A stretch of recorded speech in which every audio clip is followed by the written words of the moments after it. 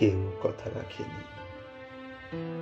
৩৩ বছর কাটলো, কেউ কথা রাখেনি।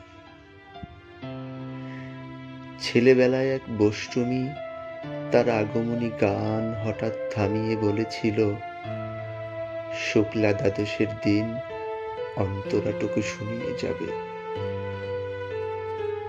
তারপর কত চন্দ্রভোগ অমাবস্যায় এসে চলে গেল, কিন্তু সেই বষ্টমী আর এলো না।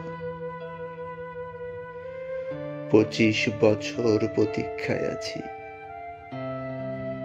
মামাবাড়ির মাঝি নাদের আলী বলেছিল, বড় হও দাদা ঠাকুর, তোমাকে আমি ৩ প্রহরের বিল দেখাতে নিয়ে যাব।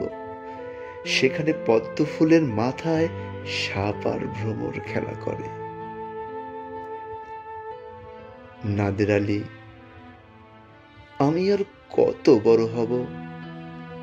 আমার মাথা এ ঘরের চাঁদ ফুঁড়ে আকাশে স্পর্শ করলে তারপর তুমি আমায় ৩ প্রহরের বিল দেখাবে। একটাও রয়্যাল গুলি কিনতে পারিনি কখনো। লাঠি লজেন্স দেখিয়ে দেখিয়ে চুষেছে লস্কর বাড়ির ছেলেরা।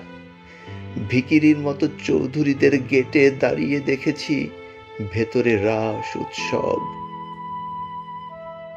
অবিরল রঙের ধারার মধ্যে সুবর্ণ কঙ্কন পরা ফর্সার রমণীরা কত না আমোদে হেসেছে। আমার দিকে ওরা ফিরেও চায়নি। বাবা আমার কাঁধ ছুঁয়ে বলেছিলেন, দেখিস একদিন আমরাও।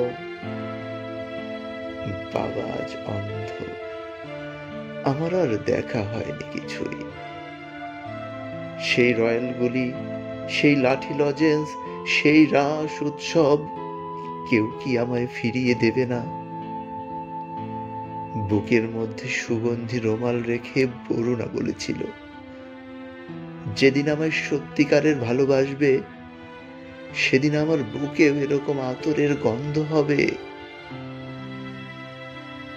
ভালোবাসার জন্য আমি হাতের মুঠোয় প্রাণ নিয়েছি। দুরন্ত ষাঁড়ের চোখে বেঁধেছি লাল কাপড়। বিশ্ব সংসার তন্ন তন্ন করে খুঁজে এনেছি ১০৮টা নীলপদ্ম। তবু কথা রাখেনি বরুণা। এখন তার বুকে শুধুই মাংসেরই গন্ধ।